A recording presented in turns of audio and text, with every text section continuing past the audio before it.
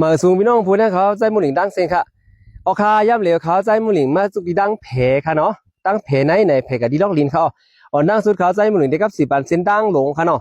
พี่น้องเขาด้วยกับดีลักไพ่นั่นเขาลักเสาไพ่นั่นน่ะมีสายไพ่นั่นน่ะเส้นดังอันนั้นไหนลูกดีเว้งดังยันเนเว้งเหมาจอมเส้นดังกว่าทางนั่งจำปูในเขานั่นเป็นกว่าทางนั่งจำปูเขาเป็นนั่งในเขาด้วยเลยสายไพ่ในเล็บล็อกลินกว่าในเขาออกด้วยค่ะนะค่อยกะ